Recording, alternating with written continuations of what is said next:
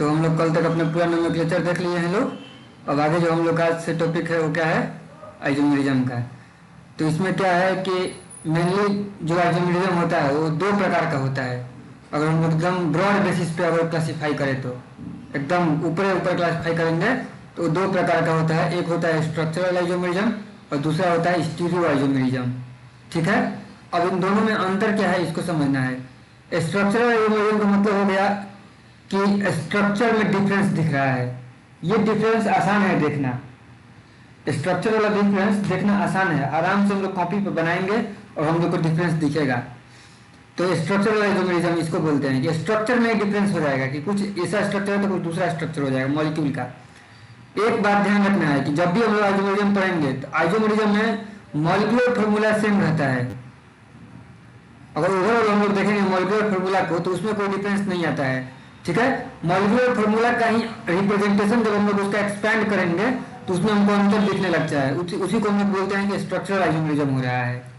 अब जब हम एग्जाम्पल से देखेंगे तो हम लोग को पता चल जाएगा। तो स्ट्रक्चरल आइसोमेरिज्म का इतना सारा प्रकार है, चैन हो गया, पोजीशन हो गया, फंक्शनल ग्रुप हो गया और मेटामेरिज्म हो गया। ये चार प्रकार दिया गया है यहाँ पे स्ट्रक्चरल आइसोमेरिज्म का। और स्टीरियो का दो है, उसमें ज्योमेट्रिकल है और ऑप्टिकल है। तो जिस प्रकार से स्ट्रक्चरल बताएंगे उसमें स्ट्रक्चर में डिफरेंस दिखता है, तो स्टीरियो आइसोमेरिज्म में क्या होता है कि इसमें स्ट्रक्चर में डिफरेंस इसमें भी रहता है लेकिन वो स्ट्रक्चर को हम लोग कॉपी में बना के नहीं दे सकते हैं। इसमें टॉटोमेरिज्म नहीं है क्या? इसमें नहीं, टॉटोमेरिज्म को आइसोमेरिज्म नहीं बोला जाता है। टॉटोमेरिज्म एक प्रकार से क्या होता है कि रिंग आइसोमेरिज्म में नहीं है इसमें। रिंग आइसोमेरिज्म में नहीं है इसमें। रिंग वाला आ जाएगा, रिंग वाला हम देख लेंगे आगे में, ठीक है ना। लेकिन टॉटोमेरिज्म में वो क्या होता है कि उसमें एक तरफ दूसरा कंपाउंड रहता है, फिर दूसरा कंपाउंड बन जाता है, वो आपस में रिएक्शन करके, तो उसको हम लोग आइसोमेरिज्म में नहीं लेते हैं। टॉटोमेरिज्म को उसको हम अलग से देख लेंगे। हाँ, ये सब है आइसोमेरिज्म में। और ये स्टीरियो आइसोमेरिज्म का मेन फंडा है, तो ये भी स्ट्रक्चर से ही डिपेंड करता है, लेकिन स्ट्रक्चर को इसको 3D में रखना पड़ता है। कॉपी पे इसको जनरली नहीं समझ सकते हैं, तो ये कॉम्प्लेक्स हो जाता है। तो स्टीरियो आइसोमेरिज्म मेनली हम लोग को जब देखने को मिलेगा, तो ज्योमेट्रिकल तो थोड़ा सा अलग देख लेंगे लोग, लेकिन इसका मेन जो एप्लीकेशन होगा वो 12th में आइसोमेरिज्म में स्ट्रक्चर सेम रहता है। हाँ, स्ट्रक्चर मतलब कि हम लोग को देखने में सेम लगेगा, उसका 3D में स्ट्रक्चर डिफरेंट होता है। 3D में स्ट्रक्चर हम लोग को देखना पड़ेगा। क्या होता है ओरिएंटेशन ऑफ ग्रुप्स क्या होता है वो हम बताएंगे। ओरिएंटेशन ऑफ ग्रुप क्या होता है उसी को जरूरत पड़ता है स्टीरियो आइसोमेरिज्म में, कि उसका ओरिएंटेशन स्पेस में डिफरेंट पोजीशन पर रहेगा। कभी किस डायरेक्शन में ओरिएंटेशन रहेगा, कभी किस डायरेक्शन में रहेगा, तो उसको मतलब हम बताएंगे। ओरिएंटेशन का मतलब रहता है, एक तरीके से समझो कि वो किस तरफ है। मान लो कि एक पेन लिए और हम मान लो कि तुमको बोलेंगे कि तुम अपना उत्तर की तरफ मुंह करके खड़ा हो जाए, नॉर्थ की तरफ, तो बोलेंगे कि तुम्हारा ओरिएंटेशन नॉर्थ की तरफ हो गया। हम बोलेंगे साउथ की तरफ ओरिएंटेशन कर लो, तो किसी डायरेक्शन में ओरिएंटेशन से मतलब है। तो ओरिएंटेशन रिलेट कर सकते हैं डायरेक्शन से, कि कोई चीज किस डायरेक्शन में, उस डायरेक्शन में उसका ओरिएंटेशन बोलेंगे उसको। ठीक है, हाँ, तो उससे हम लोग रिलेट करेंगे ओरिएंटेशन को। जब भी रिलेट करना होगा तो डायरेक्शन से हम लोग रिलेट करेंगे। तो अभी हम लोग स्टार्ट करते हैं अपना जो फर्स्ट है स्ट्रक्चरल आइसोमेरिज्म। तो इसमें हम बोले कि मॉलिक्यूलर फॉर्मूला सेम रहता है। मॉलिक्यूलर फॉर्मूला का मतलब पता होगा ही, इसमें कोई दिक्कत नहीं। मॉलिक्यूलर फॉर्मूला सेम रहता है, जिसको अणु सूत्र बोलते हैं हिंदी में। तो ये सेम रहता है और डिफरेंट क्या हो जाता है उसमें हम लोगों का स्ट्रक्चर में डिफरेंट हो जाता है। जैसे कि उसमें एटम जो कहीं कहीं पे अटैच रहता है तो डिफरेंट जगह पे डिफरेंट तरीका से अटैच हो जाता है। ओवरऑल नाम देखेंगे तो वही रहेगा, लेकिन उसको जब हम लोग पूरा उसको एक्सपेंड करेंगे तो डिफरेंट दिख जाएगा। इसको हम लोग बोलते हैं स्ट्रक्चरल। इसको हम लोग अब डिफरेंट देखते हैं कि पहला जो है अपना चैन, कि चैन आइसोमेरिज्म किसको बोलते हैं। इसका हम एग्जाम्पल देखते हैं। इसमें क्या होता है कि चैन में डिफरेंस आएगा कि जब दो और दो से कंपाउंड का सिमिलर मॉलिक्यूलर फॉर्मूला रहेगा लेकिन चैन में अंतर आ जाएगा स्केलेटन में ही। जैसे कि ये देखो, यहाँ पे हम लोग के पास 3 कंपाउंड दिखाया गया है। ये 3 कंपाउंड है हम लोग के पास। नोमेनक्लेचर तो पता ही है, तीनों का कोई दिक्कत नहीं है। ये है नॉर्मल पेंटेन है, एकदम अनब्रांच्ड है। इसको हम लोग आइसोपेंटेन बोलते हैं। इसका नॉर्मल नाम है आइसोपेंटेन। और अगर यूपीएससी नाम का बात करेंगे तो 2 पे मिथाइल लगा हुआ है, 1 2, तो 2 मिथाइल ब्यूटेन बोल दिए। 4 गो इसका पेरेंट है। इसका अगर हम लोग बात करें तो इसको हम लोग बोलते हैं नियोपेंटेन।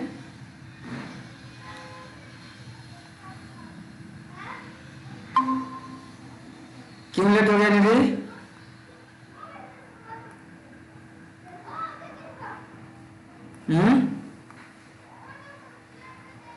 हेलो,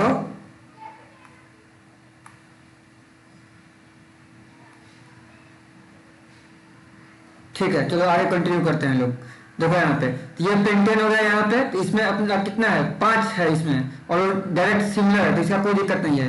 लेकिन यहाँ पे अगर हम लोग नियो पेंटेन को देखेंगे तो नियो पेंटेन में भी अपना ये नॉर्मल नोमेनक्लेचर है नियो पेंटेन, और इसका यूपीएससी नोमेनक्लेचर देखेंगे तो पोजीशन 2 पे इसमें ब्रांचिंग कर सकते हैं। तो इसको मान लीजिए हम क्या है ये अपना पैरेंट चेन है, किधर से भी ले सकते हैं, ये भी पैरेंट चेन बन सकता है, ये भी पैरेंट चेन बन सकता है, इसके अलावा ये भी पैरेंट चेन बन सकता है, या ये भी पैरेंट चेन बन सकता है। सब का सब सिमिलर है ना, कोई दिक्कत नहीं है।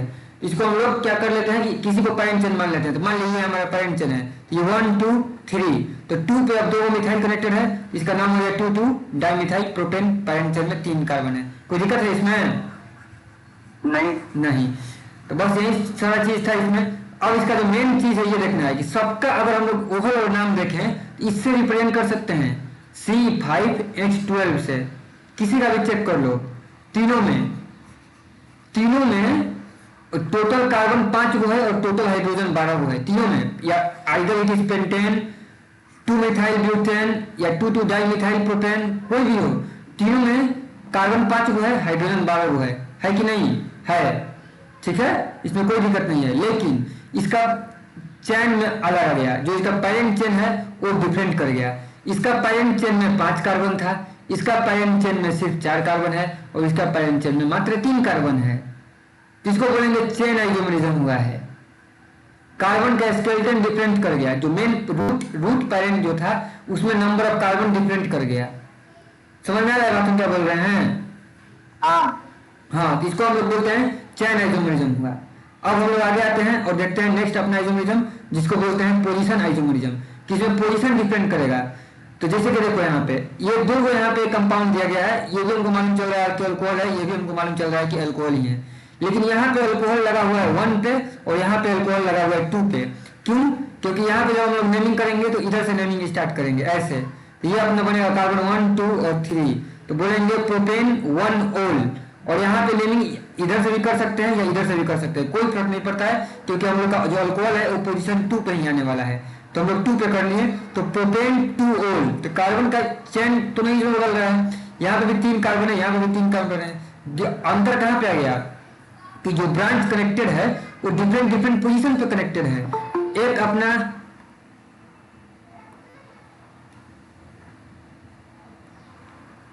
आवाज क्लियर है ना सबको? हर्षिता और निधि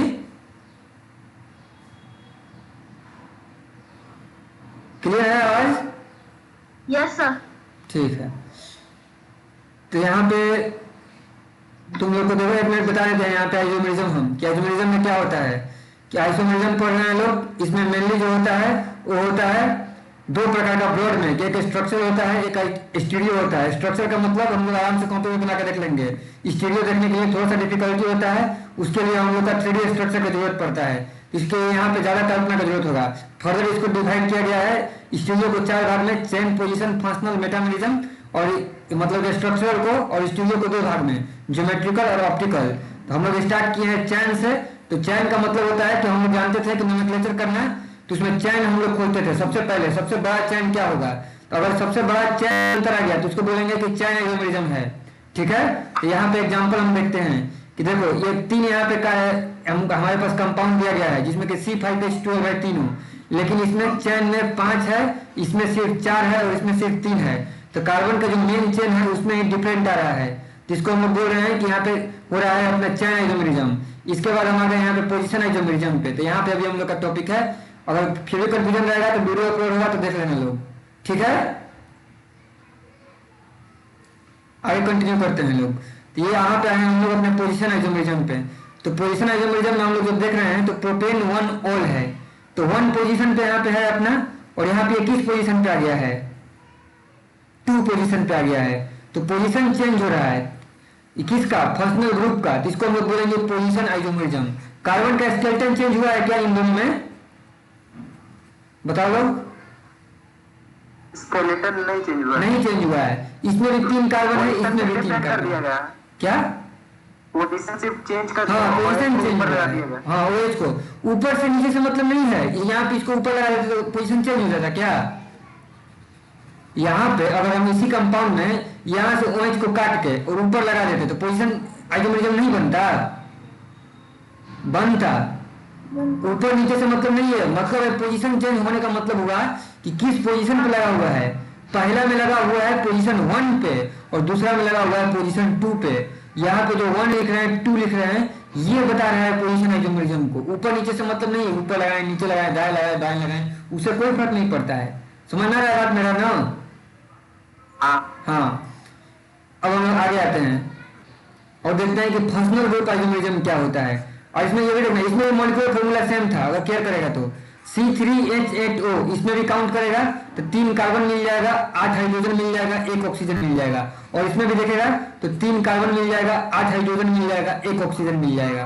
तो molecular formula is still same. What is the difference? The position of alcohol group. Position जो है अल्कोहल ग्रुप का वो डिफरेंट था, इसको पोजीशन आइसोमेरिज्म बोले। Next is functional group isomerism कि फंक्शनल ग्रुप आइसोमेरिज्म क्या होता है। तो इसमें हम लोग क्या करेंगे कि फंक्शनल ग्रुप को ही चेंज कर देंगे। मॉलिक्यूलर फॉर्मूला देखने में सेम लगेगा लेकिन फंक्शनल ग्रुप डिफर कर जाएगा। अभी हम लोग देखें ऊपर वाला में तो दोनों जगह अल्कोहल था और यहाँ पे भी अल्कोहल था, यहाँ पे भी अल्कोहल था। फंक्शनल ग्रुप में चेंज नहीं आया था, लेकिन यहाँ पे हम देखते हैं कि फंक्शनल ग्रुप में कैसे चेंज आएगा। अपना कंपाउंड है यही C3H6O और इसका देखो यहाँ पे क्या दिखाया है, C3H6O अपना कंपाउंड है, ठीक है। लेकिन यहाँ पे देखो ये कौन सा कंपाउंड बना है, ये क्या फंक्शनल ग्रुप है बोलो? कीटोन का। कीटोन का। और ये कौन सा फंक्शनल ग्रुप है? एल्डिहाइड का। एल्डिहाइड का। सही बात। 1 मिनट रुक चलो।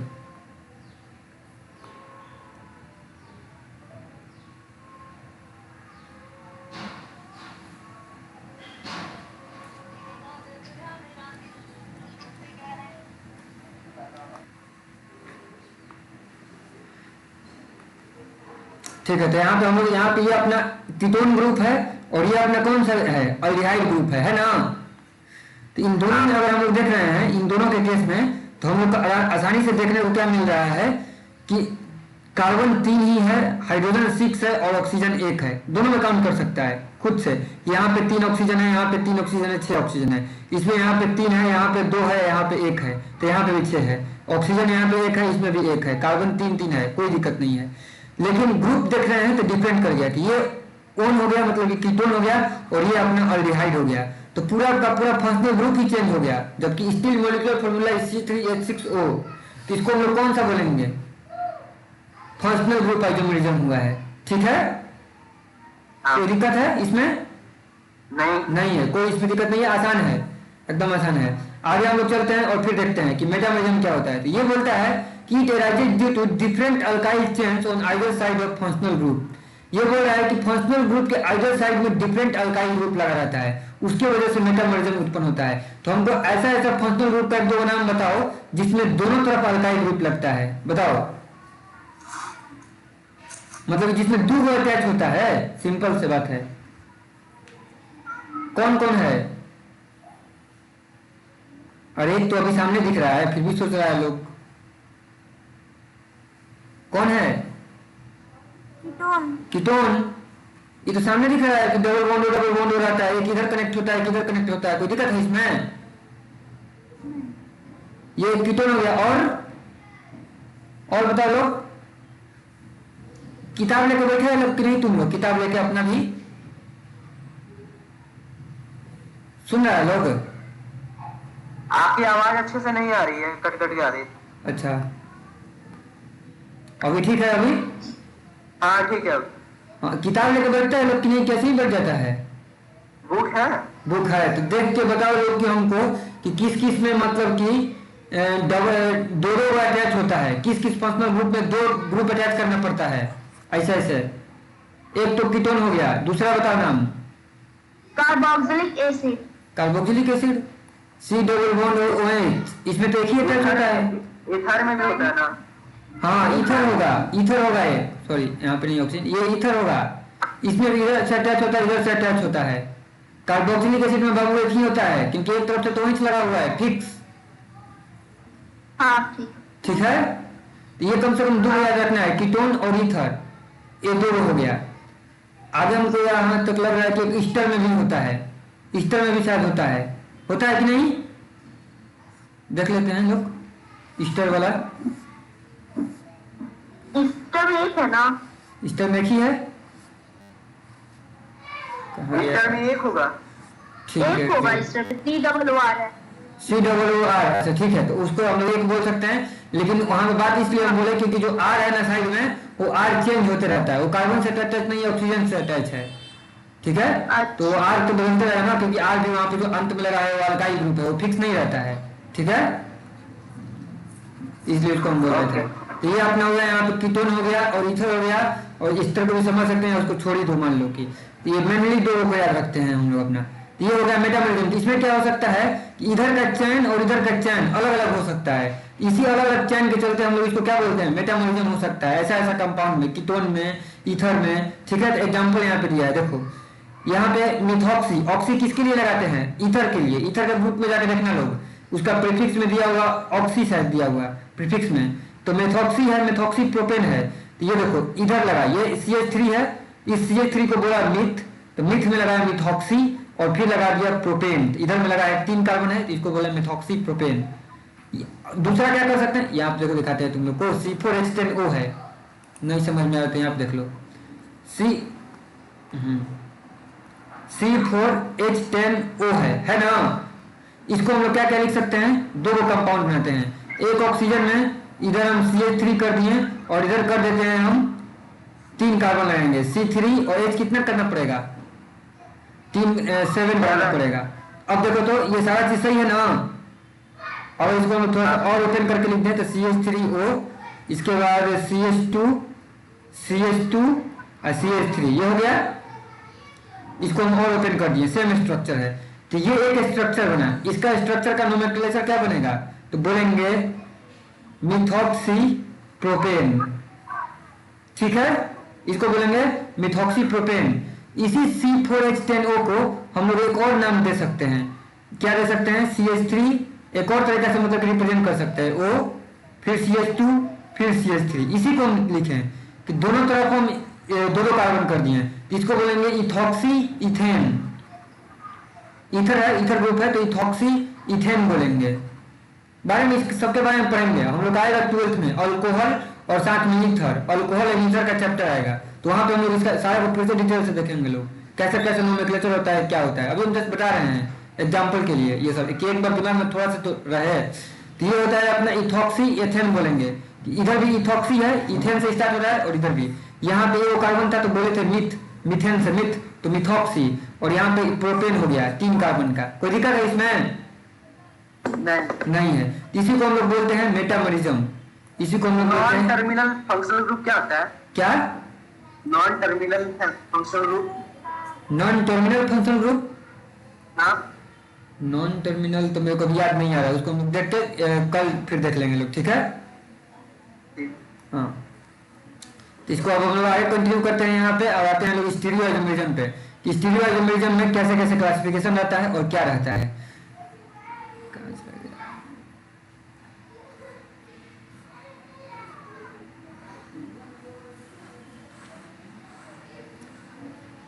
तो ये देखो यहाँ पे स्टीरियो आइसोमेरिज्म है, the compounds that have the same constituent and sequence of covalent bond but differ in their relative position. इसका मतलब क्या हुआ कि स्टीरियो आइसोमेरिज्म का हम एक एग्जांपल देते हैं तुम लोग को, तो वहां से पता चलेगा। देखो मान लेते हैं कि कार्बन है, कार्बन में कितना बॉन्ड हम लोग को बनाना पड़ता है, 4, मालूम है हम लोग को कि 4 बॉन्ड अटैच करना पड़ता है। मान लेते हैं कि इसमें अटैच हो रहा है, हम बोल दिए कि चारों हाइड्रोजन है, कर सकते हैं ना, कोई दिक्कत नहीं है। लेकिन अगर मान लेते हैं कि इसमें हम चारों अलग अलग ग्रुप अटैच किए कि R1 R2 R3 R4 attach किए ना, हाँ, देखो तो हम बता रहे हैं कि इसमें कोई कंफ्यूजन नहीं है, ये एक सिंगल पीस है। बात को समझना हम क्या कह रहे हैं कि ये एक सिंगल पीस हो गया, इसमें कोई कंफ्यूजन नहीं है, इसका आप डुप्लीकेट नहीं बना सकते हैं। लेकिन ये जो लिखे हैं ना, इसमें कंफ्यूजन है, इसमें कंफ्यूजन है, इसका कंफ्यूजन हम लोग को रिजॉल्व करना पड़ेगा। इसका एक्चुअली इससे हमको पता नहीं चल पा रहा है कि हम किसको कहना चाह रहे हैं। जैसे कि एक एग्जाम्पल से हम बता रहे हैं कि हम क्या कहना, मेरे कहने का मतलब क्या है, ध्यान देना लोग, कि ये जो नाम लिखे हैं, मान लेते हैं कि अगर एक हम लोग को लेटर कहीं पहुंचाना होता है, किसी को मतलब किसी आदमी को ही देना है, और घर पे गए और बोले लेटर किसको, घर पे हम लेटर देने चले गए और लेटर देने गए और मेरे को नाम पता ही नहीं है, तो किसको देंगे, कंफ्यूजन हो जाएगा। नाम पूरा क्लियर क्लियर मालूम रहना चाहिए। तो इसमें दो तरह का कंपाउंड छुपा हुआ है, इसको हम लोग देखेंगे 12th में कि कैसे इसमें दो तरह का कंपाउंड छुपा हुआ है। एकदम ऐसे कॉपी पे बनाएंगे तो सेम सेम दिखेगा कि यही यही कंपाउंड है, इसका स्ट्रक्चर भी दिखेगा तो सेम ही सेम दिखेगा, लेकिन इसका पोजीशन जो है अभी हम लोग जो पढ़ रहे थे ओरिएंटेशन, वही मेन इसमें डिपेंड करेगा। ओरिएंटेशन का बात आएगा कि ओरिएंटेशन जो है कंपाउंड का स्पेस में वो अलग अलग होने वाला है, कोई ऊपर रहेगा तो कोई नीचे रहेगा, और उसके चलते वो दोनों सेम सेम नहीं रह जाएगा। इसमें दो स्ट्रक्चर बनेगा, इसमें एक को बोला जाएगा आर स्ट्रक्चर, एक को बोला जाएगा एस स्ट्रक्चर।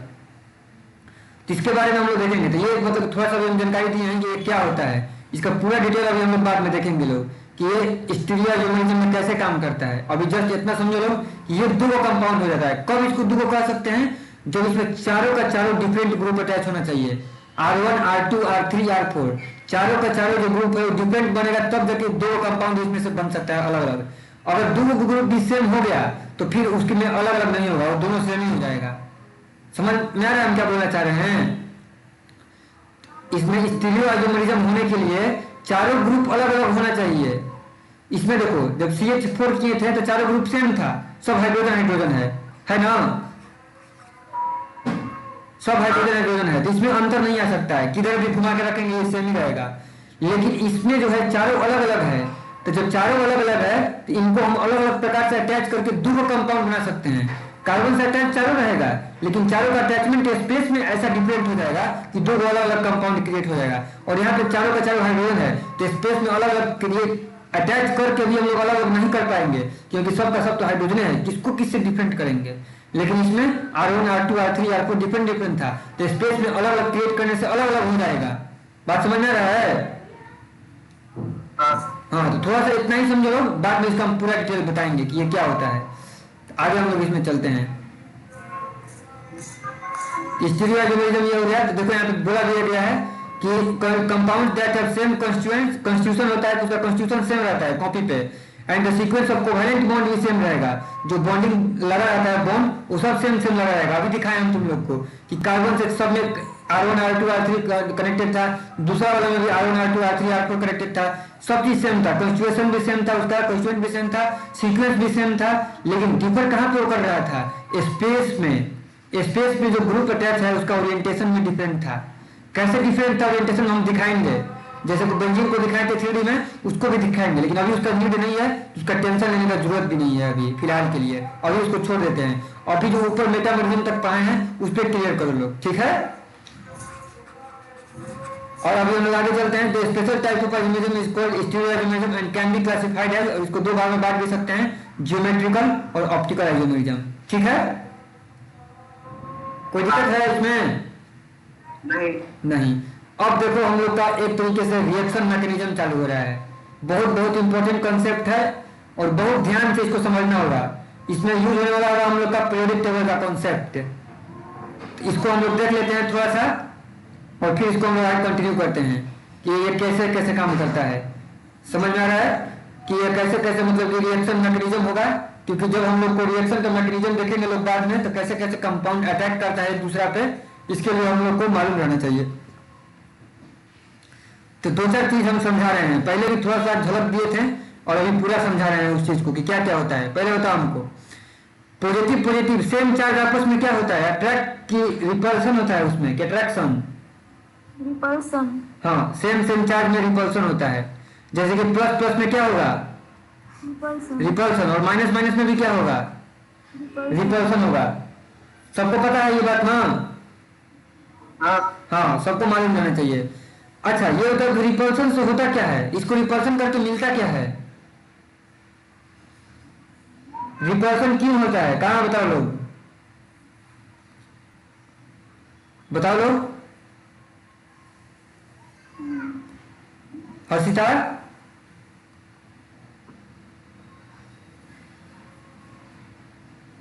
हर्षिता, कारण बताओ क्यों रिपल्सन होता है। अंशु, क्योंकि दोनों के पास सेम चार्ज होता होगा, इसलिए बराबर बराबर चार्ज तो है, चार्ज को तो कॉन्सेप्ट होगा कि सेम चार्ज होगा रिपल्सन होता है, उससे होता क्या है।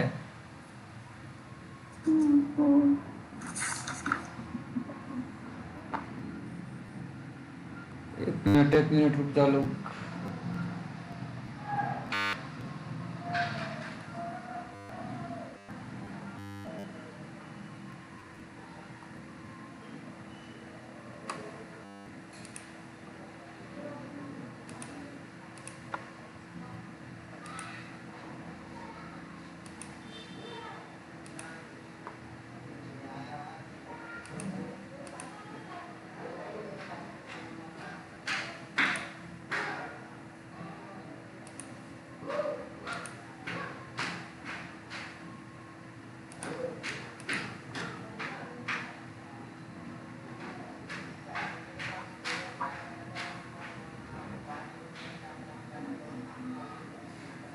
हेलो, आप बोल रहे क्या दोनों का फोर्स अपोजिट डायरेक्शन में होता है, जिसके कारण वो रिपल्सिव क्या होता है, अट्रैक्ट नहीं रिपल्सिव होता है। हाँ फोर्स तो देखो बताते हैं, मेन कारण बता रहे हैं। देखो लो, लाइन थोड़ा सा कट हो गया था। देखो प्लस प्लस चार्ज आपस में रिपल्सन करता है, क्योंकि देखो प्रकृति का एक ही मुद्दा होता है, प्रकृति में जो भी काम होता है एक ही वजह से होता है, सिर्फ और सिर्फ।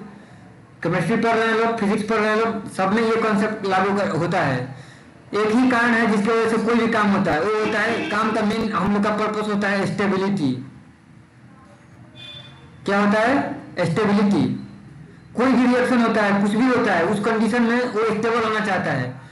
उस कंडीशन में अपने आप को स्टेबल करने के लिए वो अपना रूप बदलता है, केमिकल रिएक्शन करता है या फिजिकल रिएक्शन करता है। बात समझ में आ रहा है कि नहीं? स्टेबिलिटी के लिए। और स्टेबिलिटी का हम बताएं तो दो चीज होता है जिससे स्टेबिलिटी मिलता है। एनर्जी को क्या करना पड़ता है? लॉस करना पड़ता लॉस, डिक्रीज। जब एनर्जी डिक्रीज होता है फिर स्टेबिलिटी मिलता है। और दूसरा चीज होता है एंट्रोपी। एंट्रोपी को क्या करना पड़ता है? एंट्रोपी मतलब रैंडमनेस, उसको क्या करना पड़ता है? इंक्रीज। थर्मोडायनेमिक्स में यह है कि एनर्जी को डिक्रीज करना पड़ता है तो स्टेबिलिटी बढ़ता है, और एंट्रोपी को इंक्रीज करना पड़ता है तो एंट्रोपी बढ़ता है। मतलब क्या हुआ? सिंपल सी बात है, एनर्जी कम रहेगा आदमी आराम से रहेगा, ज्यादा हलचल नहीं मचाएगा, चुपचाप शांति से बैठा रहेगा। एनर्जी ज्यादा आ जाता है फिर वो तूफान मचाना शुरू कर देता है। ठीक है, तो एनर्जी कम, चुपचाप आराम से रहेगा, कोई टेंशन नहीं। सिमिलरली होता है रैंडमनेस। रैंडमनेस बढ़ता है तो आराम से फिर स्टेबिलिटी मिलता है। मतलब क्या कि प्रकृति में कोई भी चीज ऐसे ही दिखा रहता है, कोई भी चीज कहीं भी कोई फर्क नहीं पड़ता है। कोई चीज को अच्छे से सजा के रखने में बहुत एनर्जी लगता है, वो भी मेंटेन वही काम नहीं करता है। प्रकृति रैंडमनेस चाहता है, कोई भी चीज रैंडमली कहीं भी कुछ भी करता है, कोई फर्क नहीं पड़ता है। तो रैंडमनेस इंक्रीज होता है फिर एनर्जी बढ़ता है, और एनर्जी डिक्रीज होता है, मतलब रैंडमनेस इंक्रीज होता है तो फिर स्टेबिलिटी बढ़ता है, और एनर्जी डिक्रीज होता है तो फिर स्टेबिलिटी बढ़ता है। तो यहाँ पे प्लस प्लस चार्ज है या माइनस माइनस चार्ज है, इन दोनों का केस में क्या होता है कि इनके दूर जाने से इसके सिस्टम का एनर्जी घटता है, और एनर्जी घटने से स्टेबिलिटी फिर क्या हो जाता है? बढ़ जाता है। इसलिए ये दूर दूर जाता है, क्योंकि जैसे जैसे दूर जाता है इसका एनर्जी क्या होता है? घटता है। एनर्जी का फॉर्मूला तुम लोग को मालूम होगा फिजिक्स से कि क्या होता है? k/2 होता है ना? ये एनर्जी का फॉर्मूला होता है, पढ़ा होगा लोग 12th के फिजिक्स में ना? नहीं पढ़ा है लोग क्या? हाँ, तो ये होता है इसमें। तो इसमें क्या होता है? क्योंकि सेम चार्ज है, जैसे जैसे डिस्टेंस बढ़ेगा, जैसे जैसे आर बढ़ेगा तो एनर्जी क्या होगा? ये क्या होगा हम लोग का? डिक्रीज होगा, यानी कि एनर्जी डिक्रीज होगा। तो आर बढ़ रहा है, उसके वजह से एनर्जी डिक्रीज हो रहा है, सिस्टम स्टेबल होगा। तो सिंपल सी बात है कि प्लस प्लस चार्ज या सेम चार्ज दूर जाता है तो उसके वजह से उसका एनर्जी डिक्रीज होता है। वही जब अपोजिट चार्ज होता है, तो पास आना चाहता है, पास आने से उसका एनर्जी कम होता है, क्योंकि इसका एनर्जी का फॉर्मूला क्या होता है? -kq² होता है। इसमें माइनस लगाना पड़ता है क्योंकि एक प्लस है एक माइनस है। तो इसमें जब आर बढ़ता है, इसमें जब आर घटता है, जब आर घटता है तो फिर एनर्जी क्या होता है? घटता है। जब आर घटता है तो एनर्जी भी क्या होता है? इसका घटता है। तो इसलिए ये पास आना चाहता है, क्योंकि मान लेते हैं कि एक समय में आर 5 है, तो जब आर 5 रहेगा तो मान लेते हैं कि एनर्जी अपना इसका क्या रहेगा? मान लेते हैं कि -10 जूल है। और जब आर क्या कर देंगे? मान लेते हैं कि आर को ही बढ़ा के 8 कर दिए, तो जब आर को 8 कर दिए तो इसका 8 बढ़ाएं तो नंबर तो बढ़ेगा लेकिन माइनस में घट जाएगा। तो -10 और -2 में कौन ज्यादा है? मतलब ये कम है, उल्टा हो जाएगा यहाँ पर। क्या बोले? इसमें देखते हैं लोग मान लेते हैं कि अगर आर अपना 5 है, डिस्टेंस 5 है प्लस माइनस चार्ज में, कि अगर डिस्टेंस 5 है तो अपना एनर्जी मान लेते हैं कि -10 आ रहा है, माइनस में आएगा, सिंपल सी बात है। और डिस्टेंस को हम लोग मतलब कि देखो यहाँ पे डिस्टेंस जब ज़्यादा था, ये 8 के केस में डिस्टेंस ज़्यादा है और ऊपर गए तो डिस्टेंस कम होगा, डिस्टेंस कम हुआ तो एनर्जी भी कम होगा, -2 से कितना हो गया, -10 हो गया ना। तो सिंपल सी बात हम लोग को याद रखना है कि जो अपोजिट चार्ज होता है उसके अट्रैक्शन से एनर्जी कम होता है और सेम चार्ज जो होता है उसके रिपल्सन से एनर्जी कम होता है। तो एट द एंड हम लोग को एनर्जी कम करना होता है, चाहे रिपल्सन से एनर्जी कम हो या अट्रैक्शन से कम हो। तो याद ये रखना है कि कब रिपल्सन से कम होता है और कब अट्रैक्शन से कम होता है। बात समझ में आ गया ना? कोई दिक्कत है? आवाज सुनाई दे रहा है ना? हेलो, आवाज जा रहा है कि नहीं? ऑडियो क्लियर है ना? प्रॉब्लम है क्या? नहीं। हाँ ठीक है। तो कुछ यहाँ पे कोई डाउट है तो पूछ लो लोग, अगर इस कॉन्सेप्ट में कोई डाउट है तो, क्योंकि इसका हम लोग को बार बार उपयोग होने वाला है, समझ जाना लोग। सिंपल कम से कम यहाँ पे याद रखना है कि सेम चार्ज जो करता है वो रिपल्सन करता है और रिपल्सन से एनर्जी कम होता है सेम चार्ज के केस में, और जब जो अपोजिट चार्ज होता है तो अट्रैक्शन करता है और अट्रैक्शन से एनर्जी कम होता है।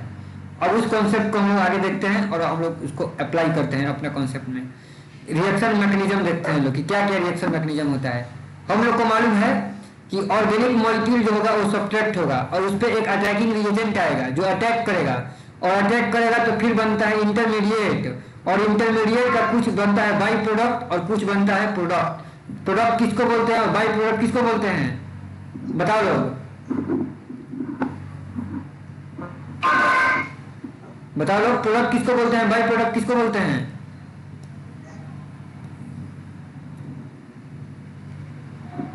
नहीं मालूम है क्या? प्रोडक्ट से जो मतलब बचा रेसिड्यूअल उसको बाई प्रोडक्ट कहेंगे। हाँ। और जो दो कंपाउंड को मिला के जो रिएक्शन होगा जिसका वो आंसर आएगा वो प्रोडक्ट हो जाएगा। हाँ ठीक है, मतलब वैसे ठीक है, लेकिन मेनली देखो क्या इसका मतलब होता है, जब रिएक्शन होगा तो दोनों तो रिएक्शन से ही बनेगा, प्रोडक्ट हो या बाई प्रोडक्ट हो, दोनों रिएक्शन का ही फल स्वरूप है, ठीक है। लेकिन डिफरेंस कहाँ पे है इसको हम लोग को क्लियर करना है। तो डिफरेंस इस बात का है कि प्रोडक्ट हम उसको बोलते हैं जो हमारे उपयोग का है, और बाई प्रोडक्ट उसको बोलते हैं जो हमारे उपयोग का नहीं है, ठीक है। इसको हम लोग बोलते हैं कि बाई प्रोडक्ट बोलेंगे कि जो हमारे उपयोग का नहीं है। सिमिलरली और बीच में हम लोग मालूम हो रहा है कि इंटरमीडिएट बनता है। तुम लोग पढ़ा होगा काइनेटिक्स, केमिकल काइनेटिक्स पढ़ लिया होगा कि कैसे कैसे रिएक्शन इंटरमीडिएट होता है, कैसे कैसे रिएक्शन होता है कि बीच में एक ऑर्गेनिक मॉलिक्यूल और अटैकिंग रिएजेंट, एक मॉलिक्यूल रखे रहेंगे उस पे अटैकिंग रिएजेंट आएगा। क्लियर नहीं आ रहा है। अच्छा एक मिनट, आवाज कट रहा है।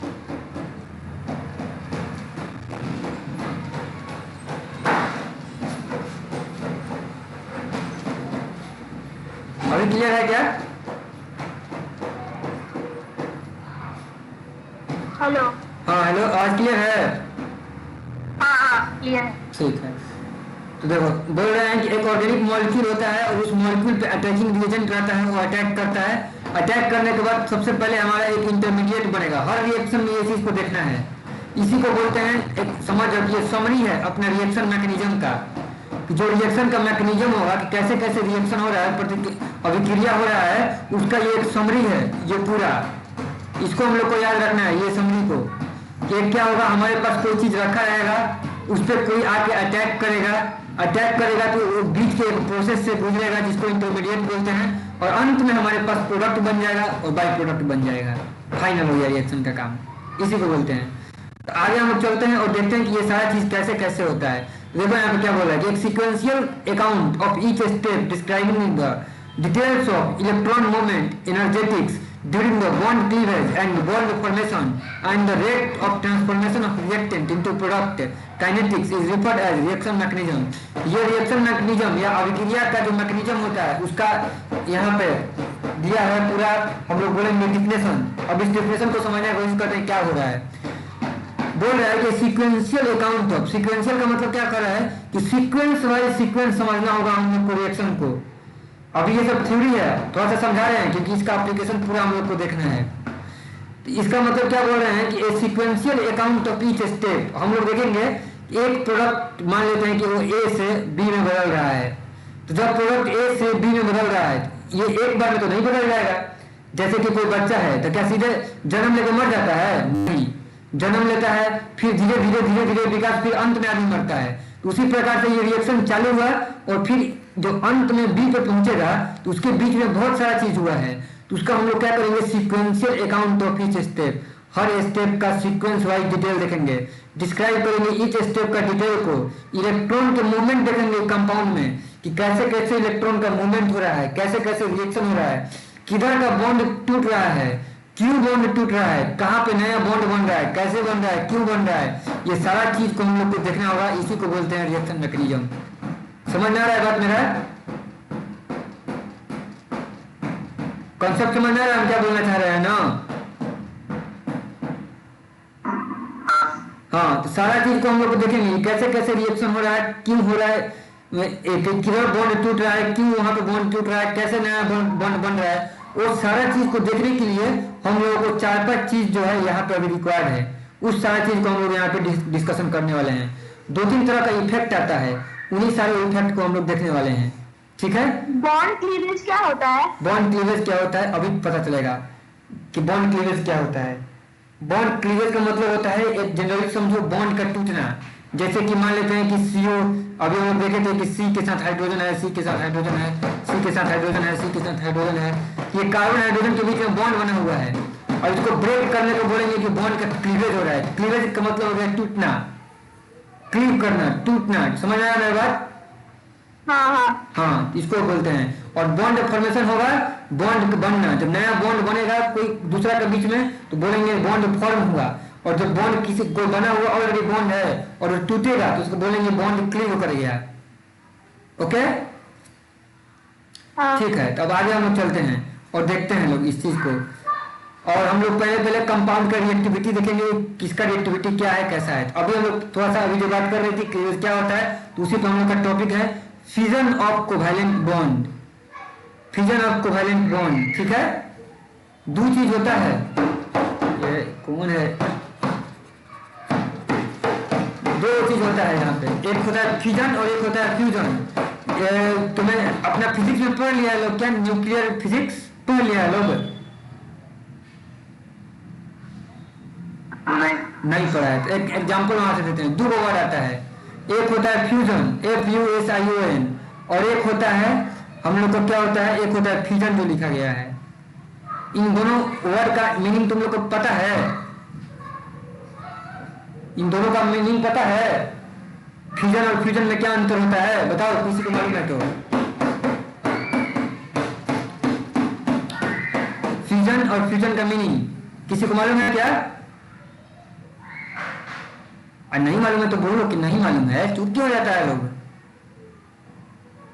फ्यूजन मतलब हुआ मिलना, फ्यूजन मतलब हुआ ब्रेक होना, टूटना। हाँ, तो बस यही तो बात पूछ रहे थे, इतना आसान है। फ्यूजन का मतलब जो नीचे लिखा गया इसका मतलब होता है टूटना, और ये जो फ्यूजन है इसका मतलब होता है मिलना। ठीक है, तो मतलब क्या हुआ, जो हम लोग का दो तरह का बॉम्ब बनाया जाता है। एक होता है जो कि होता है नाभिकीय, उसको बोलते हैं न्यूक्लियर फ्यूजन, जिसको बोलते हैं नाभिकीय विखंडन। तो टूटता है उसको मतलब फिजन, न्यूक्लियर फिजन बोलते हैं, टूटता है। जैसे कि यूरेनियम होता है, पढ़ेगा लोग, यूरेनियम टूटता है उसको बोलेंगे न्यूक्लियर फिजन हो रहा है। और फ्यूजन हाइड्रोजन बम बनता है, वो फ्यूज होता है। जैसे कि सूर्य में न्यूक्लियर फ्यूजन होता है, तो वहां पे जो हाइड्रोजन होता है वो मिलके हीलियम बनाता है, सब पढ़ेगा लोग, और फिर एनर्जी रिलीज होता है। तो फ्यूजन हो या फ्यूजन, दोनों से हम लोग को एनर्जी मिल सकता है। तो यहाँ पे जो है ये फिजन है, तो फिजन का मतलब होता है ब्रेक। तो हम लोग देखते हैं कि ब्रेक, और किस बॉन्ड का ब्रेक अभी देख रहे हैं, तो कोवैलेंट बॉन्ड का। ठीक है, बात समझ में आ रहा है कि कोवैलेंट बॉन्ड का देखेंगे। अब कोवैलेंट बॉन्ड का जो ब्रेक है वो दो प्रकार का होता है, एक होता है हेट्रोलाइटिक क्लीवेज और दूसरा होता है होमोलाइटिक क्लीवेज। अब देखते हैं कि हेट्रोलाइटिक क्लीवेज क्या होता है और क्यों होता है, और फिर देखेंगे कि होमोलाइटिक क्लीवेज क्या होता है। इस चीज को समझने के लिए थोड़ा सा हम लोग देखते हैं, इलेक्ट्रोनिगेटिविटी पे आते हैं। ठीक है, कि इलेक्ट्रोनिगेटिविटी क्या होता है, तब हम लोग को पता चल जाएगा ज्यादा। देखो लोग यहाँ पे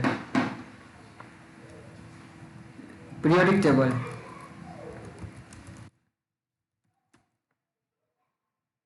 बता दो हमको, कार्बन और क्लोरीन किसका इलेक्ट्रोनेगेटिविटी ज्यादा होगा?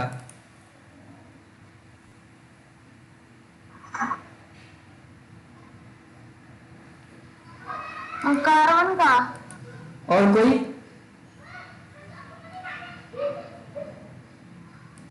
बता सकता है क्या किसका इलेक्ट्रोनेगेटिविटी ज्यादा होगा?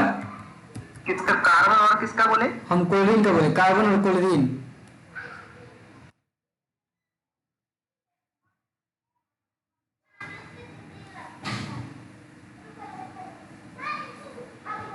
बता लो। क्लोरीन। क्लोरीन का ज्यादा होगा।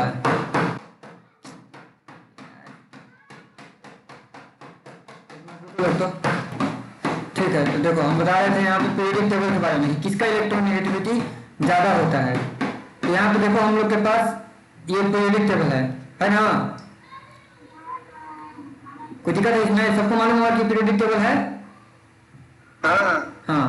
हाँ। तो अब यहाँ पे क्या होता है, हमको बता दो, इधर से इधर जाते हैं तो साइज क्या होता है, घटता है कि बढ़ता है? अच्छा भी क्लियर नहीं है आपका आवाज एकदम। आवाज क्लियर नहीं है।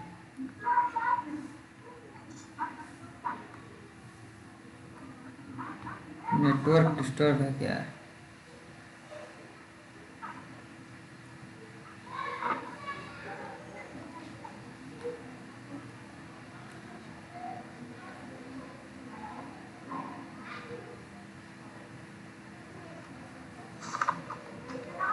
अभी क्लियर है आवाज? हाँ क्लियर है।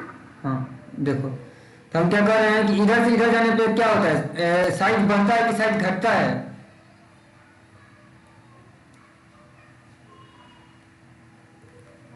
बता सकते हो लोग? बढ़ता है। बढ़ता है। साइज बढ़ता है, सही में घटता है साइज। इधर से जब इधर जाएंगे तो एटॉमिक नंबर बढ़ रहा है, भले कि ये 3 हो गया, ये 4 हो गया, ये 5 हो गया, ये 6 हो गया, एटॉमिक नंबर बढ़ रहा है लेकिन साइज घटते जाता है इस डायरेक्शन में। क्यों? क्योंकि नया सेल नहीं ऐड होता है, सेम सेल रहता है, एक सेल। ये जैसे कि अपना के सेल है, ये एल सेल के लिए है, ये एम सेल के लिए है, तो एल सेल ही इसमें चलता है। और एल सेल में यहाँ पे अगर साइज अपना लिथियम का इतना बड़ा होगा तो बेरिलियम का छोटा होता जाएगा, बोरॉन का और छोटा और छोटा और छोटा होता जाएगा। क्योंकि यहाँ पे जो नया सेल तो ऐड हो नहीं रहा है कि बढ़ेगा, और साथ में हो क्या रहा है कि न्यूक्लियस में जो है अपना, तो उसका जो उसमें क्या रहता है न्यूक्लियस में, पॉजिटिव एटम, वो सबको अट्रैक्ट करते जाता है, तो साइज घटते जाता है। ठीक है, बात समझ आ रहा है? हाँ, तो साइज घटता है इस डायरेक्शन में, इस चीज को याद रखना लोग। अब नेक्स्ट हम बता रहे हैं कि इलेक्ट्रोनेगेटिविटी क्या होता है। इलेक्ट्रोनेगेटिविटी वैसे बोलते हैं किसको है, इलेक्ट्रोनेगेटिविटी क्या बताता है? इलेक्ट्रोनेगेटिविटी क्या बताता है?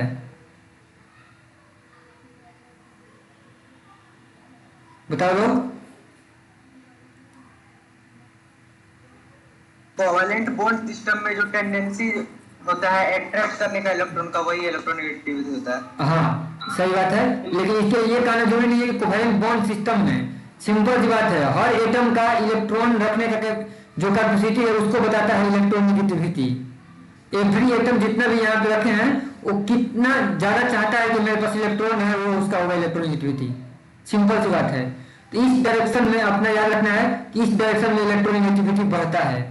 तो यहाँ पे फ्लोरीन हो गया, इसका इलेक्ट्रोनेगेटिव बहुत ज्यादा होगा। फिर क्लोरीन हो गया, इस ग्रुप, इस जो पीरियड है ये पीरियड बोलते हैं, और इसको हम लोग क्या बोलते हैं, ग्रुप बोलते हैं। जो वर्टिकल होता है उसको ग्रुप बोलते हैं, और जो हॉरिजॉन्टल होता है उसको पीरियड बोलते हैं ना। आवर्त, तो पीरियड में जब हम लोग लेफ्ट से राइट की ओर जाते हैं तो इलेक्ट्रोनेगेटिविटी बढ़ते जाता है, और जब ग्रुप में ऊपर से नीचे आते हैं तो इलेक्ट्रोनेगेटिविटी घटते जाता है। या फिर बोलेंगे जब नीचे से ऊपर जाते हैं तो फिर अपना इलेक्ट्रोनेगेटिविटी बढ़ते जाता है। ठीक है, इस तरीके से जो फ्लोरीन है उसका इलेक्ट्रोनेगेटिव बहुत ज्यादा होता है, सबसे अधिक, और क्लोरीन का उससे कम रहेगा।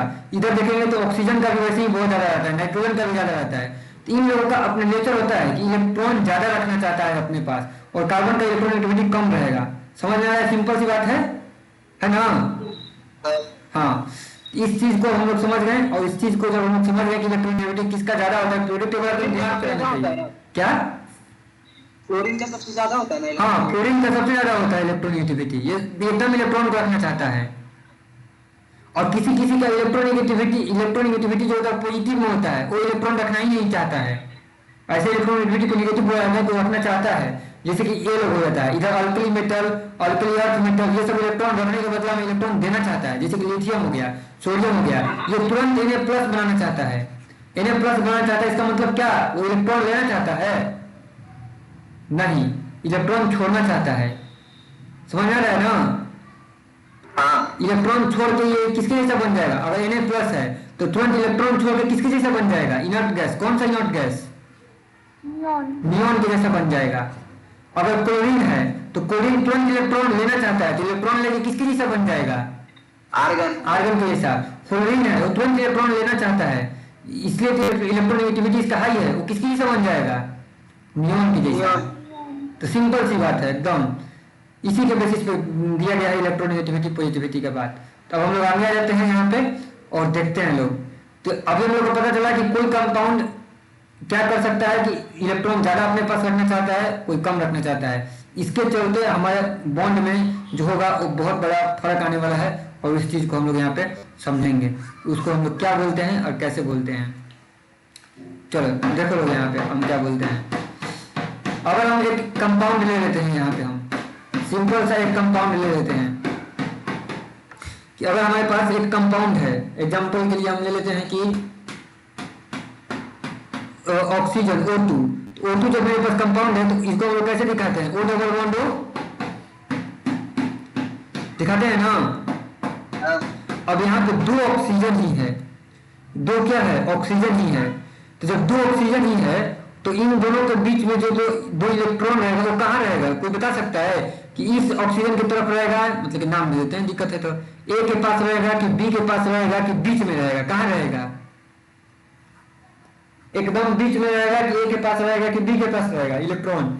हम लोग को पता है। यहाँ पे देखो दिखाते हैं, ऑक्सीजन के अंत में 6 इलेक्ट्रॉन रहता है, तो 2 उसका लोन पेयर के रूप में है, और 2 इलेक्ट्रॉन ये अपने दिया है बॉन्ड बनाने के लिए। इस ऑक्सीजन के पास भी 6 इलेक्ट्रॉन रहता है, 2 इसका लोन पेयर बन गया, और ये इसका बॉन्ड बनाने के लिए एक बॉन्ड जो है, यहाँ पे 2 बॉन्ड बन गया। तो एक सिग्मा बॉन्ड बना है और एक पाई बॉन्ड बना है। तो सिग्मा बॉन्ड में भी 2 इलेक्ट्रॉन है और पाई बॉन्ड में भी 2 इलेक्ट्रॉन है। मालूम है ना सबको?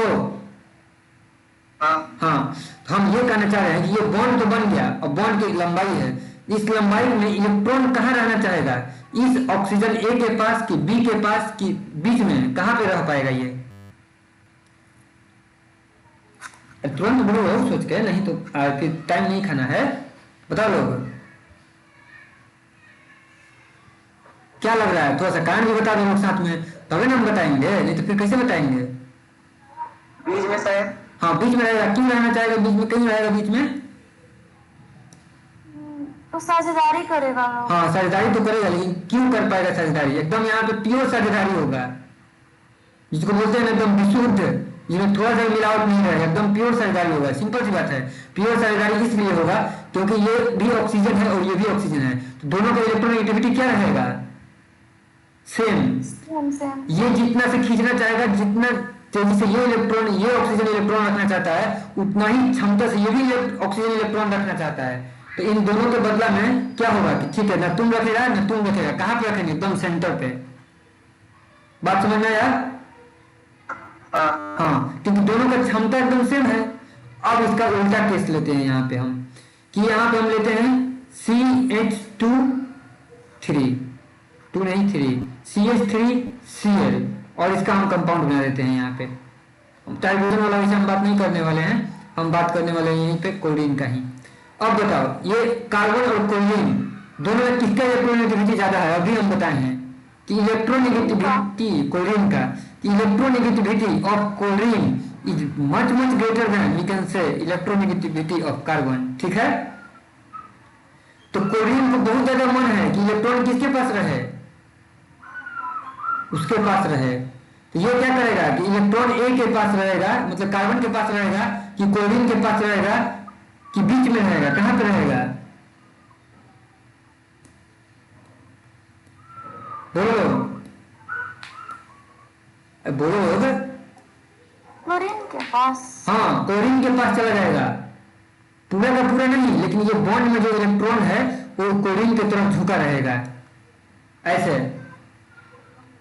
समझ रहे हैं क्या बोल रहे हैं लोग? कुछ जवाब नहीं दे रहे लोग, ये क्या बात हुआ? हेलो हेलो, आपका आवाज अच्छा से नहीं आ रहा है फिर से। आवाज नहीं जा रहा है? कब से बोले आवाज नहीं जा रहा था जो बता रहे थे हम? नहीं, इधर 1 मिनट से नहीं आ रहा था। अच्छा, और वो निधि हर्षिता तुम लोग को जा रहा था क्या?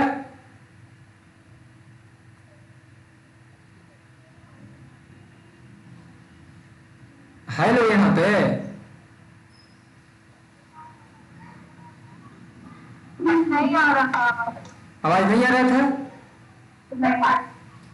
ओ, जब अब लंबा समय तक आवाज मान लो कि नहीं आता है तो कभी व्हाट्सएप ग्रुप पे भी लिख दिया करो लोग कि आवाज नहीं आ रहा है, ताकि पता चल जाए। ठीक है, अभी हम लोग देखते हैं आगे। तो हम क्या बोल रहे हैं कि यहाँ पे कार्बन है और क्लोरीन है, तो ये इलेक्ट्रॉन किस तरफ झुका रहेगा? क्लोरीन तरफ। क्लोरीन की तरफ। क्लोरीन की तरफ ना, क्योंकि क्लोरीन का ज्यादा है इलेक्ट्रोनेगेटिविटी। इलेक्ट्रोनेगेटिविटी उसका ज्यादा होता है, 3 होता है, कार्बन का 2.5। हाँ, तो कार्बन का 2.5 है, इसका 3 है, तो इलेक्ट्रॉन कहाँ पे चला जाएगा? क्लोरीन की तरफ चला जाएगा। थोड़ा सा समझ आ रहा है हम क्यों बोल रहे हैं? हाँ हाँ, तो यहाँ पे देखो, जो ऊपर वाला था इसको बोलेंगे होमोलाइटिक बॉन्ड, कि ये जो बॉन्ड है होमोलाइटिक है। नॉन पोलर बोलेंगे, मतलब कि इसमें नॉन पोलर बॉन्ड बोलेंगे इसको। क्या बोलेंगे? नॉन पोलर, कि कोई पोलरिटी नहीं बना है। Non polar. हाँ, नॉन पोलर, कोई पोल जनरेट नहीं हुआ है। तुम लोग डाइपोल पढ़ा है ना फिजिक्स में, कि एक तरफ क्यू बन जाता है प्लस क्यू, एक तरफ माइनस क्यू बन जाता है। तो यहाँ पे कोई प्लस क्यू माइनस क्यू नहीं बन सकता है। क्यों नहीं बन सकता है? यहाँ पे कोई प्लस क्यू माइनस क्यू, यहाँ पे प्लस क्यू माइनस क्यू नहीं बन रहा है। ये क्यों नहीं बन सकता है? क्योंकि ये दोनों सेम सेम है, इलेक्ट्रॉन बीच में है। तो जब इलेक्ट्रॉन एकदम बीच में है तो इस पे चार्ज कैसे जनरेट हो जाएगा? नहीं होगा ना, नहीं। आवाज एकदम जिटरिंग, आवाज में बहुत जिटरिंग हो रहा है। अच्छा, नेटवर्क कमजोर है क्या? धीरे धीरे कोशिश करते हैं। तो यहाँ पे ये है जो अपना एक प्लस, यहाँ पे प्लस क्यू हो गया और माइनस क्यू हो गया, लेकिन वो जनरेट नहीं हो सकता है। तो ऑक्सीजन पे चार्ज जनरेट नहीं हो पा रहा है। ठीक है, हाँ। लेकिन यहाँ पे देखते हैं कार्बन के केस में क्या होगा। तो कार्बन के केस में चूंकि इलेक्ट्रॉन इधर आ गया, तो क्लोरीन पे कैसा चार्ज बनेगा? पॉजिटिव कि निगेटिव? क्लोरीन पे बताओ लोग। नेगेटिव। निगेटिव चार्ज बनेगा। तो इसको हम दिखाते हैं डेल्टा निगेटिव से, और कार्बन बन जाएगा डेल्टा पॉजिटिव। अगर इलेक्ट्रॉन बीच में रहता है तब तो ठीक है, किसी पे चार्ज नहीं आएगा और वो नॉन पोलर बनेगा। न्यूट्रल हो जाएगा। हाँ, न्यूट्रल हो जाएगा या नॉन पोलर। लेकिन यहाँ पे पोल जनरेट हो गया, इसको बोलते हैं पोलर मॉलिक्यूल। क्या बोलेंगे? पोलर। Polar molecule. इसके पास इलेक्ट्रॉन है, ये निगेटिव सेंटर है। क्लोरीन के पास निगेटिव सेंटर है, इसके पास इलेक्ट्रॉन है। इतना समझ में आते रहना चाहिए कि कार्बन की तरफ जितने इलेक्ट्रॉन है उतना इसके पास है। अब देखो, इसी को बात को एक बार हम बता रहे थे, पीछे भी चर्चा हुआ था थोड़ा सा इस बात पे, कि ये जो बॉन्ड है वो कोवैलेंट बॉन्ड है ना? ये भी कोवैलेंट बॉन्ड है, और यहाँ पे जो है ये भी कोवैलेंट बॉन्ड है। लेकिन हम पहले ही बताए थे कि कोई भी बॉन्ड 100% कोवैलेंट नहीं होता है, और कोई बॉन्ड 100% आयनिक नहीं होता है। हाँ, बीच में होता है, कोई ज्यादा कोवैलेंट रहेगा तो कोई ज्यादा आयनिक रहेगा। अब इसको कोई पूछे O2 वाला केस में, तो ये बॉन्ड पूरी तरीके से क्या है? कोवैलेंट है, पूरी तरीके से नहीं किया है। ये शेयर कर रहा है इलेक्ट्रॉन। हाँ, इलेक्ट्रॉन का शेयर कर रहा है, पूरी तरीके से शेयर कर रहा है, एकदम अच्छा से 50-50 किया है लोग। लेकिन यहाँ पे भी शेयर किया है, लेकिन शेयरिंग में थोड़ा सा धोखाधड़ी हो गया है। वो क्लोरीन ज्यादा मजबूत था तो अपने पास इलेक्ट्रॉन को बुला लिया है। ठीक है, हाँ। यहाँ पे शेयरिंग पूरी तरीके से नहीं हो पाया है, तो इसमें कोवैलेंट कैरेक्टर इसके तुलना में क्या हो गया? कम हो गया। और कोवैलेंट कैरेक्टर कम हो गया तो कौन सा कैरेक्टर आ गया है? आयनिक। इस बॉन्ड में बोलेंगे कि आयनिक कैरेक्टर आ गया है। आयनिक कैरेक्टर आ गया। आयन का मतलब होता है प्लस माइनस बन जाना, सिंपल सा मतलब है। और कोवैलेंट का मतलब होता है प्लस माइनस नहीं बनना। तो लेकिन बात यह है कि कोई भी चीज जो है 100% नहीं होता है, बहुत मुझे मिलता है लोग। जैसे कि N3 हो गया, N2 होता है ना, N2। N2 में नाइट्रोजन नाइट्रोजन बदला रहता है, ये भी प्योर कोवेलेंट रहेगा ना, हाँ क्योंकि सेम सेम है। हाइड्रोजन हो गया तो एच बनता है, डबल बॉन्ड बना दिए, एच रहता है, तो ये भी हो गया प्योर कोवेलेंट। ये सारा चीज को हम लोग कोवेलेंट बोलेंगे। और नीचे में जो है जिसमें किसी एक का जो ज्यादा हो जाता है तो उसको हम लोग आयनिक बोलेंगे। बात समझ में आ गया? हाँ, अब ध्यान क्या देना है, तुम लोग बताओ, जब बॉन्ड तोड़ने जाएंगे तो क्या होगा? अगर हम कोवेलेंट बॉन्ड को तोड़ने का कोशिश करेंगे तो क्या होगा? पहले तो तोड़ना बहुत मुश्किल होगा, क्योंकि एकदम पूरा अच्छा से साझेदारी किया है ना। पहले अगर हम लोग कोवेलेंट बॉन्ड को, जैसे कि ऑक्सीजन ऑक्सीजन वाला ही है, उसको तोड़ना पहले मुश्किल होगा, क्योंकि बहुत अच्छा से साझेदारी किया है वो। सिंपल सा बात है, देखो हम दिखाते हैं यहाँ पे अगर हम बना दे दिए ऑक्सीजन ऑक्सीजन बना दिए ना, तो इसको तोड़ना तो बहुत मुश्किल होगा, क्योंकि इलेक्ट्रॉन एकदम बीच में है। किधर जाएगा पता नहीं चल रहा है, हमको पता चल रहा है क्या? नहीं चल पा रहा है। किधर भेजेंगे तोड़ेंगे तो ये इन लोग का इलेक्ट्रॉन कहाँ जाएगा? ये ऑक्सीजन कहेगा कि मेरा इलेक्ट्रॉन है, हम तुम्हारे पास नहीं जाएंगे, ये भी कहेगा कि मेरा इलेक्ट्रॉन है, तुम्हारे पास नहीं जाएंगे। तो अंत में टूटेगा तो ये कैसे टूटेगा? ये नॉन पोलर मॉलिक्यूल है, पता चल रहा है ना कि नॉन पोलर है। कोई दिक्कत है? नहीं। किसी को दिक्कत है? बोलो। नहीं। तो ये जो नॉन पोलर मॉलिक्यूल है, तो नॉन पोलर जब मॉलिक्यूल है, ये इलेक्ट्रॉन मतलब कि जितना क्षमता इसको इलेक्ट्रॉन रखने का है उतना ही क्षमता इसको भी है। तो जब बॉन्ड टूटेगा तो अपना अपना इलेक्ट्रॉन लेके अलग हो जाएगा लोग। इसको कहते हैं क्या हम? Homolytic cleavage. होमोलाइटिक, होमो का मतलब क्या हो गया? सेम सेम, जिसका जितना है उतना उतना मिल गया, कोई डिफरेंस नहीं किया गया। समझ आ रहा है ना? तोड़ना मुश्किल नहीं हुआ। और अगर पोलर बन गया था, जहां से कि वहां पे हम दिखाए थे CH3Cl, तो इसके केस में हमको मालूम है कि इस पे निगेटिव चार्ज है, इस पे पॉजिटिव चार्ज है, ये ज्यादा मजबूत है क्लोरीन और ये कमजोर है कार्बन। ये जब टूटेगा तो क्या होगा? कार्बन पॉजिटिव बन जाएगा, CH3 प्लस, और कार्बन वाला इलेक्ट्रॉन कौन ले लेगा? क्लोरीन। तो इस पे आ जाएगा माइनस चार्ज, इसको बोलेंगे हेट्रोलाइटिक। और ये पोलर मॉलिक्यूल है, समझ में आया? तो नॉन पोलर का होमोलाइटिक क्लीवेज होता है, अपना अपना मिल जाएगा सबको, क्योंकि दोनों सेम सेम बढ़िया है लोग। और पोलर का हेट्रोलाइटिक क्लीवेज होता है, क्योंकि एक ज्यादा मजबूत रहता है तो दूसरे को मार देता है। सिंपल सा ऐसा समझो लोग। समझ में आ गया मेरी बात ना? कोई दिक्कत है इसमें होमोलाइटिक और हेट्रोलाइटिक क्लीवेज में? किसी को इसमें कुछ पूछना है homolytic heterolytic non polar polar में, तो पूछो लोग जल्दी से। कुछ पूछना है? नहीं।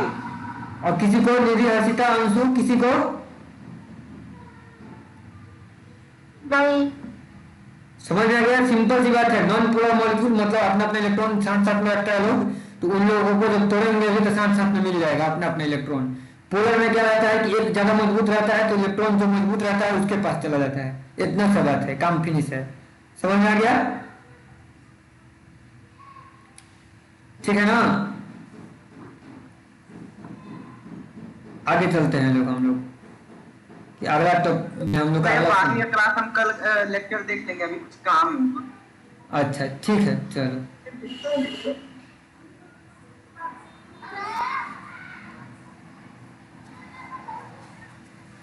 और बोलो, तुम लोग को समझ में आया ना यहाँ तक? हाँ। इसमें कोई डाउट भी है इसमें?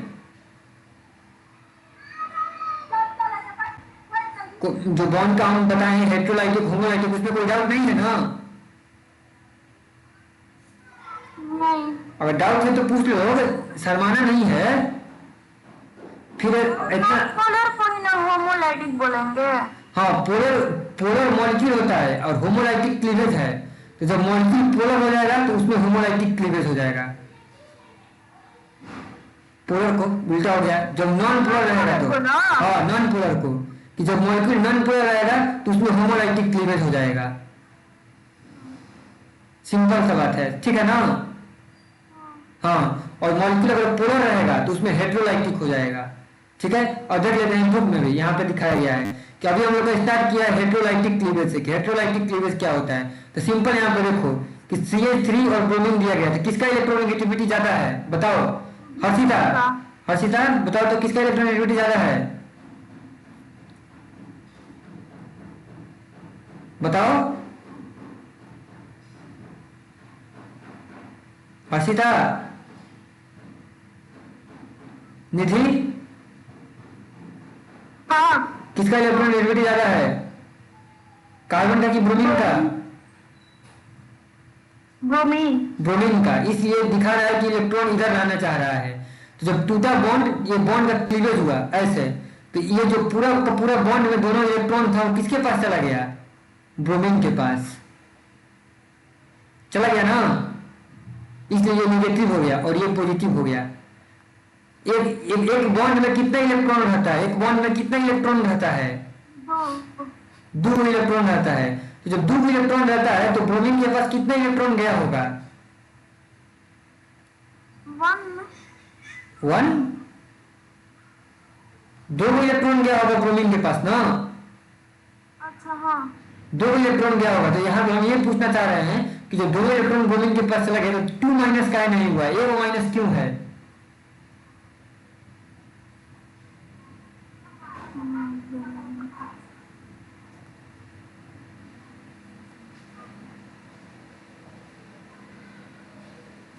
बता लो,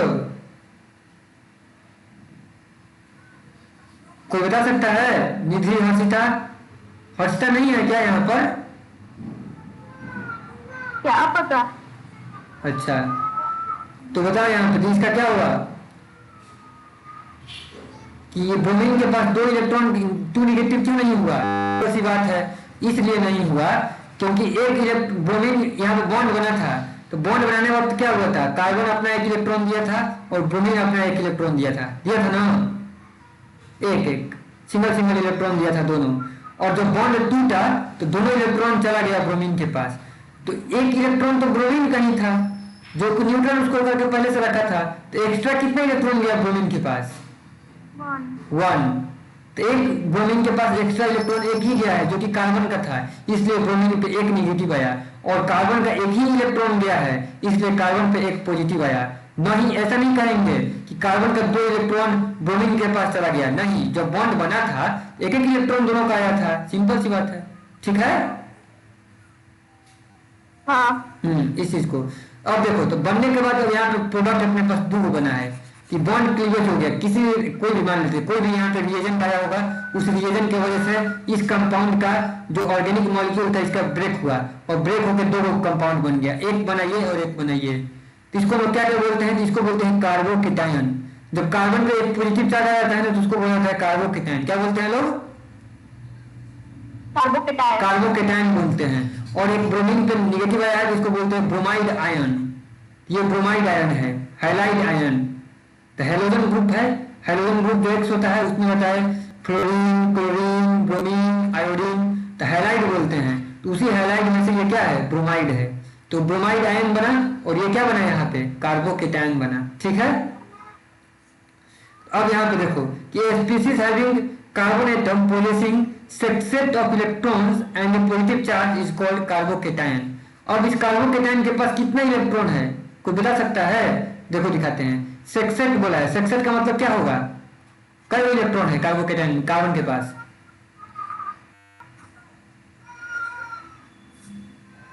कार्बन के पास कितना इलेक्ट्रॉन है, देखो लोग यहाँ पे अपने पास क्या था स्ट्रक्चर में, CH3 ब्रोमीन था ना। तो यहाँ पे 1 हाइड्रोजन लगा था, यहाँ पे 1 हाइड्रोजन लगा था, यहाँ पे 1 हाइड्रोजन लगा था और एक बॉन्ड में 2 इलेक्ट्रॉन था और यहाँ पे ब्रोमीन था, ऐसे ऐसे था। ये कार्बन था, इसके पास हाइड्रोजन के पास भी 2 इलेक्ट्रॉन था। तो इसमें हुआ क्या कि ये पूरा का पूरा बॉन्ड उड़ के किसके पास चला गया, ब्रोमीन के पास। तो इससे क्या हुआ कि ब्रोमीन पे 1 निगेटिव चार्ज आ गया और कार्बन पे 1 पॉजिटिव चार्ज आ गया। तो अब कार्बन के पास टोटल कितना इलेक्ट्रॉन बचा है, सिर्फ 6 इलेक्ट्रॉन। क्योंकि कार्बन के पास कितना बॉन्ड बचा है, 3 बॉन्ड, एक ये बॉन्ड, एक ये बॉन्ड, एक ये बॉन्ड, 3 बॉन्ड है, तो कार्बन तो सिर्फ 6 इलेक्ट्रॉन है ना? दिख रहा है कि नहीं? हाँ सिर्फ 6 इलेक्ट्रॉन है, और ब्रोमीन के पास अपना पूरा कर लिया है ये इलेक्ट्रॉन, इसको दिक्कत नहीं है, एक एक्स्ट्रा इलेक्ट्रॉन भी लिया है और ये पूरा हो गया। लेकिन अब प्रॉब्लम क्या है, यहाँ पे हम लोग को ये देखना है कि ये कार्बोकेटाइन तो बन गया, अब ये स्टेबल नहीं है, स्टेबल नहीं है क्योंकि इस पे चार्ज आ गया है, इस पे भी एक चार्ज है, इस पे भी एक चार्ज है, इसको बोलते हैं अनस्टेबल, चार्ज के चलते अनस्टेबल हो जाता है कोई कंपाउंड। फिर भी लेकिन ये बनता है रिएक्शन की इंटरमीडिएट, बीच में बनता है, जिसका रेट जब एनर्जी पूरा मिल जाता है तब ये बनता है, और फिर इससे भी ज्यादा स्टेबल कंपाउंड बनाता है, उसके बारे में भी हम लोग देखेंगे।